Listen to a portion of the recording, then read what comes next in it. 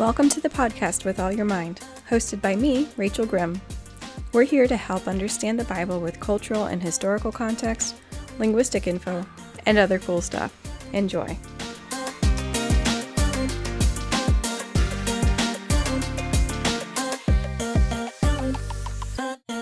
Hey, good afternoon, guys. This is Rachel, and this is With All Your Mind. And I know I should stop saying good afternoon because it might not be afternoon for you, but it is for me, so sorry. Oh well. Anyway, this is our last, final, seriously, I'm for real this time, last episode of Season 1. Back in episode 17, that was the last episode of the theme for Season 1, which was names and titles. But then I wanted to do a little bit more during the summer, so I did that written language series, that 3-parter. And then this final one is just going to be, I'm giving it a fake title because I'll explain in a minute, but a book review. I'm going to talk about some of the books I've read in the last year and give you my thoughts and ideas. But I know it's not going to be so much of a book review because I know a lot of you aren't going to be interested in a lot of the books that I have here. I almost thought about not doing this episode because I was like, oh man, I'm going to be showing them exactly how nerdy I am and how nerdy I get with my reading. So I thought about skipping it, but then I thought, no, you know what? There's some important information that I want to put out there about how to do research and how to choose books and how I choose books. So we're going to do it.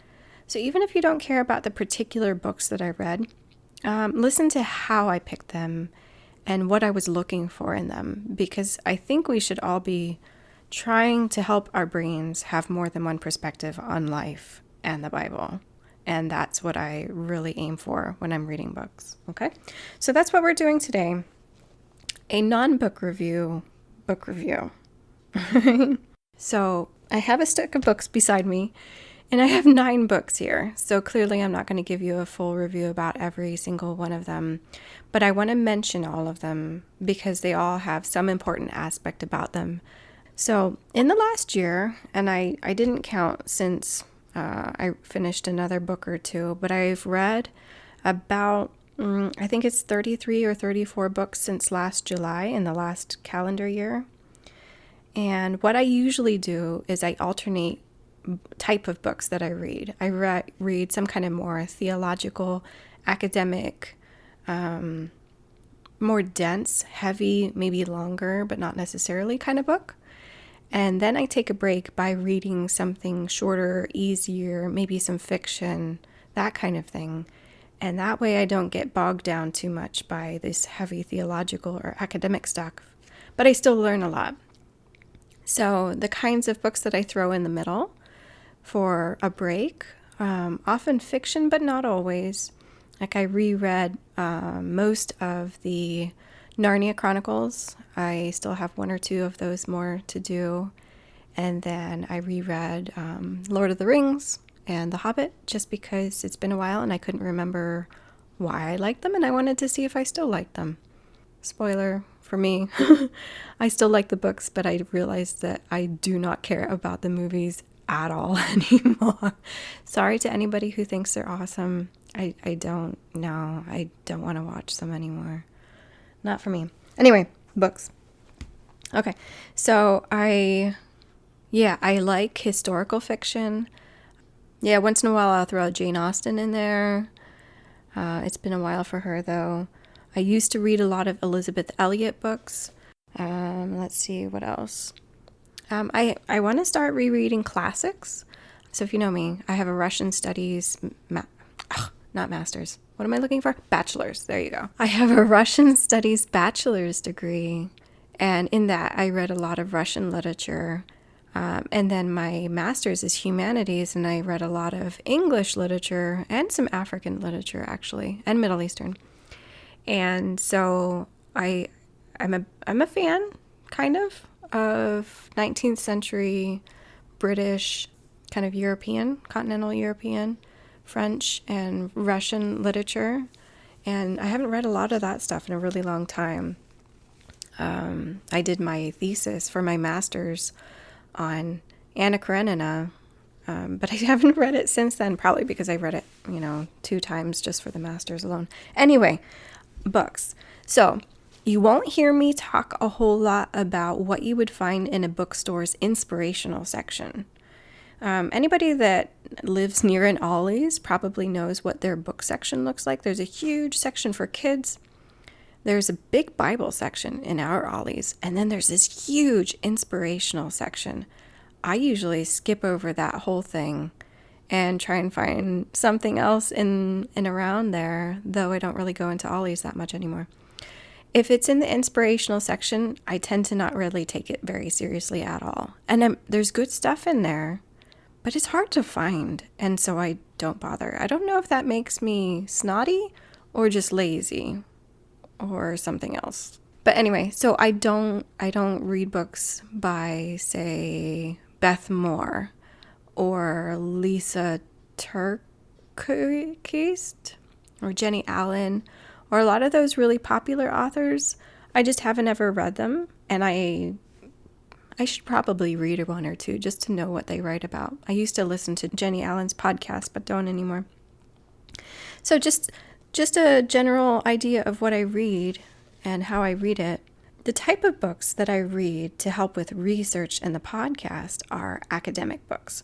So I wanted to talk to you a bit about what are academic books, what are considered academic books. And maybe if you went to college, you might think of academic books meaning journal articles out of JSTOR or a textbook that you have to buy through the college library. That's one perspective of what an academic work or book is. But really the definition behind it has much more to do with how it was written and who had access to it before or when it was published. Okay, and what I mean by that is academic works are peer reviewed.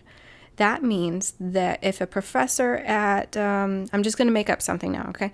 If a professor at Rutgers University wanted to publish something about biblical archaeology, he doesn't just find a publisher and say, hey, I want to write this book, and the publisher negotiates with him and makes a deal with him. That's not how they do it at the academic level. That's how you do it for a popular book where they're just trying to make money on the book. You find a publisher, they decide how much of a chance your book is going to have to actually sell, and then they make a deal with you on what they will pay you for the book, right? So academic works are typically published maybe in an academic journal, a piece at a time, in essay form, and then other scholars who are in the same field as you. So this Rutgers University professor, and he's writing about biblical archaeology. He wants to put it out there for other biblical archaeology professors and scholars to look at it, read it, kind of pick at it, fact check it, and try to defeat any arguments that he might have or prove him wrong. And then he takes their feedback and goes and either makes his argument stronger, changes facts if he discovers that he was wrong. Basically, he's held accountable to what he writes by other professionals in his own field. That is how academic writing is done. Okay, so the stack of books, here I'm going to thump it, this big old stack of books that I have here, I am not necessarily bringing them up because it was such a great read and you should read it too, because I don't think you will. I'm being very realistic. I don't think you're going to go out and buy a bunch of these books. But I want to use them as examples for the type of books that I read and what is a good type of book to get, especially if you want good, sound biblical doctrine and biblical facts. Facts about the Bible, about archaeology and how it affects what we know about the Bible and biblical history and the culture of the Bible. Okay? So let me add this little point in here too. A lot of people, or at least some people, are kind of afraid to read academic books and works. And why is that? Do you know? Why, when we hear an academic book, this was written by a professor at Harvard. Let's use that name because that might make people a little bit nervous, right? Well, one big reason is that when it's an academic work, they are trying to work from logic and logical thinking and basing things on facts rather than basing things on faith and then adding in some facts. Okay? Some academic works and some institutions do this more than others or promote this more than others. Some academic works will reject faith outright and say you cannot have faith, believe things in faith, and be an academic and have credibility. They outright reject faith. Here's what I do. I look for books and works that are academic and don't reject faith. It's a happy medium, and it's a small space. It's not a ton of places and authors and people that do this, but that's where you won't be finding so much opinion. You'll be finding more logic without having to reject faith. And I find that to be a really important place to be learning. So I read both. I read all kinds of books, but I mostly read academic books. So I'm going to start on my books here. Number 1, and I read this one last June, so it's out of the calendar year of what I read, but it's a good example of what I read. It's called Jesus Through Middle Eastern Eyes, and it's by Kenneth Bailey. And I read this one because I thought it was really good. First of all, my husband read it first, and he said I should read it. And I really was glad I did because it gave me a different perspective on understanding specific things out of the Bible, such as parables. And some of the stories that we read in the Bible that we think, really? Like, why? That sounds weird. And we can't put it in our own context because we find it too odd and too different, and we just don't understand it. So stories in the Bible become almost like fairy tales because we don't know how to put them into a context. This book, Jesus Through Middle Eastern Eyes, kind of takes that away a little bit and makes it so that we can understand different stories in different contexts, because now we understand how those people saw those situations. And I won't get into any stories because it'll take too long. Okay, second book. And this is one book out of a 3-part series. It's called Brief Insights on Mastering Bible Study, and it's by Michael Heiser. I don't know how many of you will know Michael Heiser, but my husband has been a fan of him for a long time.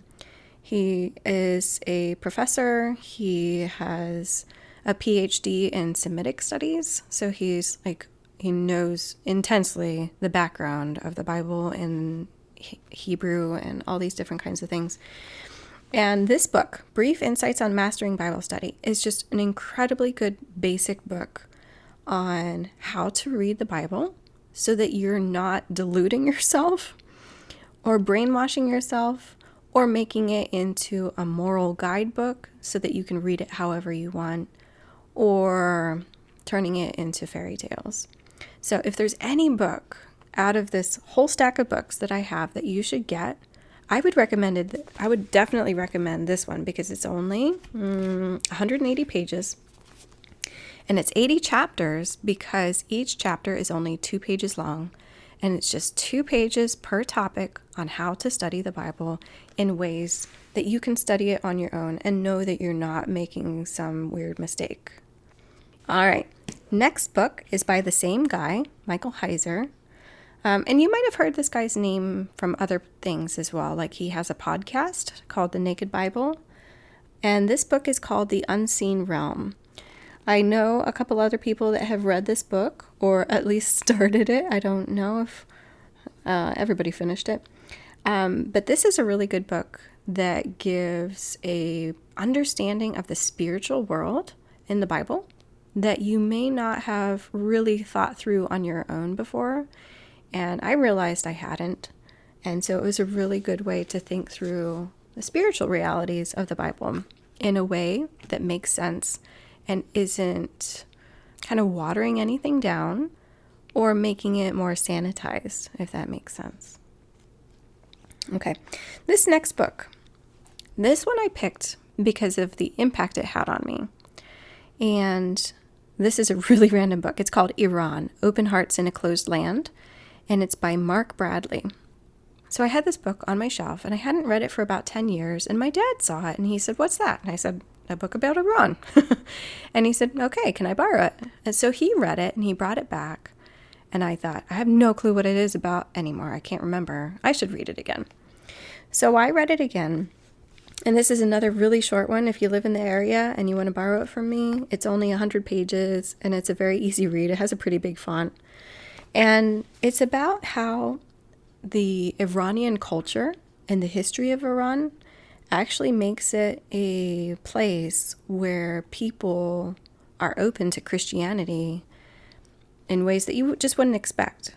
And so it talks about Iranian culture and history, and also about the Iranian church. And this is written, I think, in 2006. So it's not exactly up to date, but it's decent. It's not too old. But it's talking about Iranian Christians and how they have to live their lives and what kinds of thinking they have for how to make decisions about things. And I included it because part of what I read was that Iranian Christians, partly because their life depends on it, really make prayer a priority. And they do that because they also want effectiveness in their Christian life. If they're going to go out and attempt to share the gospel with other people, they have to do it in very specific ways. And they pray very specifically about it. And they pray for a while until they're very confident. And then they know they're doing the right thing. And if they are arrested or otherwise hindered, they know they were still making the right decision. And I thought, I want that kind of effectiveness too. I don't want to just be doing things as a Christian and hoping that they matter. That's the worst to me. That's mediocrity to me. And I hate mediocrity. And so after I read this book, I thought, you know what? If prayer is just one part of not being mediocre, then I absolutely want to make prayer more of a priority. I absolutely want to make prayer more of a priority in my life. So since then I have. Still not great at it, but much better anyway. The next one is an example of this idea of peer review that I have. I have a book that Michael Heiser, recommended to me personally. I had asked him a couple of questions about the name of Jesus, and Heiser is a really busy guy, but I caught him.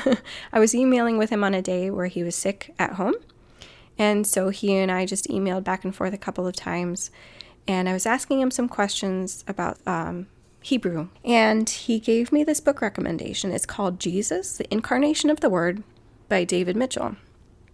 And this is one of those books that's so obscure. I think it has maybe all of 24 reviews on Amazon. And it's not a book that you're going to hear about all over the place.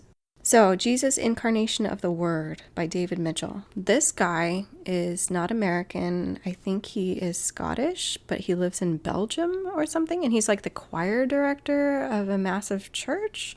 It's a really random story. And if you look at his bio and what else he's written, you would think, why should I bother reading a book by this guy? What does he know? And how does he know it? But here's why I read it, and here's why I'm glad I read it. I read it because it was recommended to me about a specific question that I had asked, and he said, if you want to know, read that book, and it helps substantially. It's where I got a lot of the information from my Messiah podcasts. So this guy had all of his information peer-reviewed. He was, to me, he was a nobody, and I wouldn't have trusted him, except that Heiser himself told me that this book was peer-reviewed. It was done in essay forms, and it was peer-reviewed by a whole bunch of other scholars, and it made it through the process, and they were like, wow, this is good stuff. So it's ideas that I hadn't heard before, so it felt strange. It felt different, but it was not heretical. It wasn't like saying that Jesus wasn't God.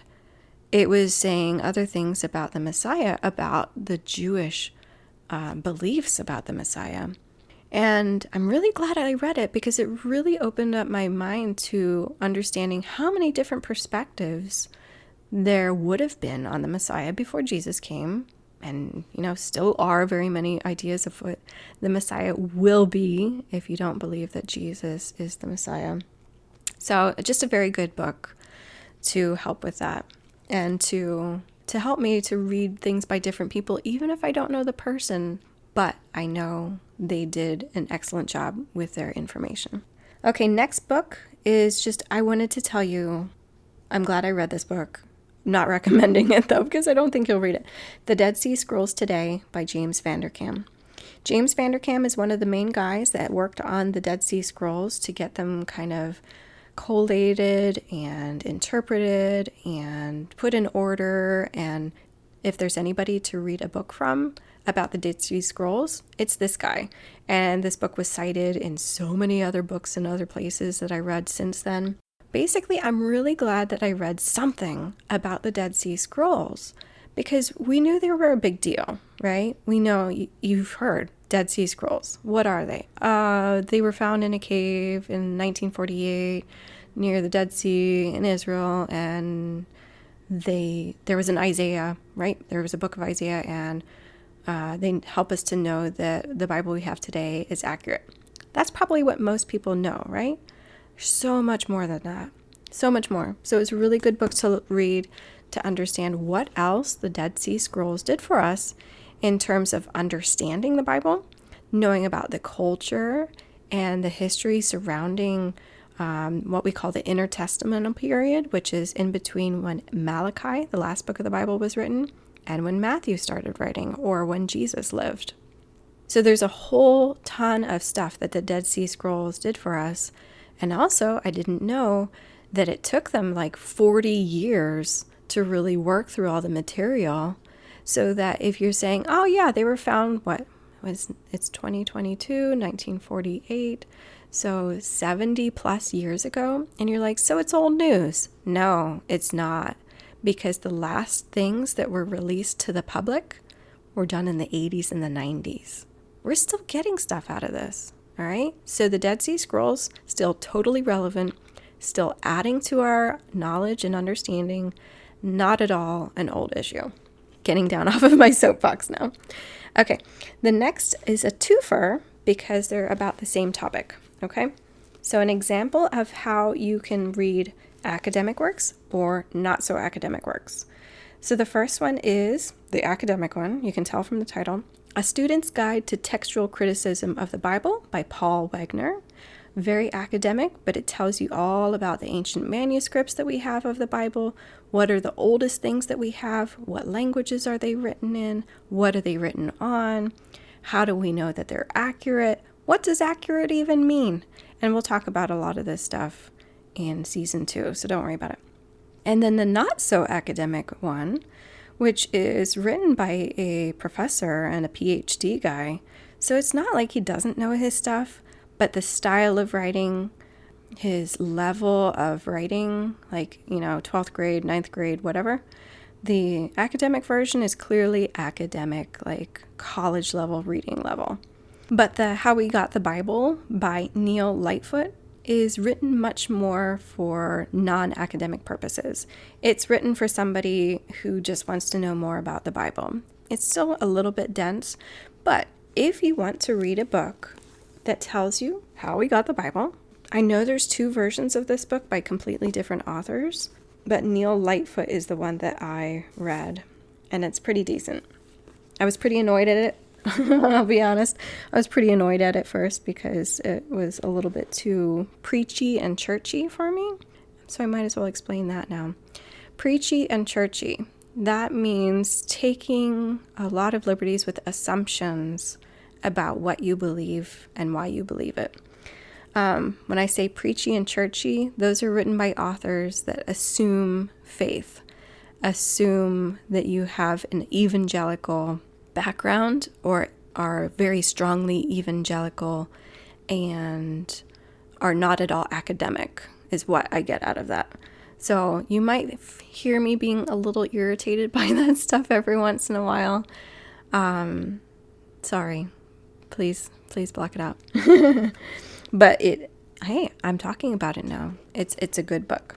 The last one that I'm going to mention is by my good friend Sarah, who lets me borrow all of her books. And it's how I have discovered that I don't like historical fantasy. She's loaned me a couple of historical fantasy books, and I realized, no, I don't like this at all. because I can't place you in history, and I'm trying to, and now I'm just frustrated. But the last book that she lent me is called How Not to Read the Bible. It's by Dan Kimball. If you're looking for a good, apologetics / how to think about the Bible, how to talk about the Bible with people that question it, that kind of thing, this is a pretty good book to read. How Not to Read the Bible by Dan Kimball. And it talks about a lot of the weird parts of the Bible, or a lot of the difficult to manage parts of the Bible, the violence in the Bible, unicorns in the King James Bible, things that people make fun of, such as David, having to get 200 foreskins for his wife. Like, okay, this is weird. Talking about why those things are in the Bible, how to think about them. So even if you know about a lot of that stuff, you might not be able to explain in your own words why those things are there, or how to generally be okay with them. So it's a really good book to read so that you can think through those things on your own, because he doesn't just explain everything away. He says, this is hard, and I don't have a full explanation, but this is how I think of it. So another book that I was a little irritated at first with, because he repeats himself a lot, and he goes pretty slowly. But if you need someone to go slowly for you, this is a good one. So there's my stack of books. We made it through all 9. Yeah, so let me know what other books that you've read that would be worthwhile. I'm always looking for good books. Right now, I'm reading a 500-page history of Christianity book that only goes up to the Reformation. So that's going to take me a while. And then I still have 2 more Chronicles of Narnia books, but I'll be ready for new books soon. So if you have anything, let me know. Use that totally worthless email that I got. Text me, whatever you want to do. But let me know what books you've read lately, and how do you pick your books? I'm always curious about how people pick their books, because I'm picky. I don't just stroll into a library and take something off the shelf. I want it recommended, or I know it's from a person that really knows their stuff. So yeah, tell me how you read your books, why you pick what you pick, and how do you find them? Yeah, because I'm spending a lot of money on Amazon. I buy used books, but yeah. And if you're in the area and you want to borrow any of the books that I just mentioned, or anything else that I have, let me know and we can do that too. I'm always looking to borrow books from people and trade them around. So yeah. All right. So this is the end of season 1. We're going to start season 2 in probably the second week of September or so. And then we're just going to have them every other week, like how we did this summer part. So they're not going to be as frequent, but they're all going to be kind of medium length episodes. I'm not going to do any more of those really short ones that are like 10 minutes a piece. They're all going to be closer to a half hour from here on out. Okay? So I hope you guys are having a great end to the summer. School starting in a couple of weeks. Yeah. So yeah. Thanks for listening, guys. And I'll see you in season 2. Have a good one. Bye-bye.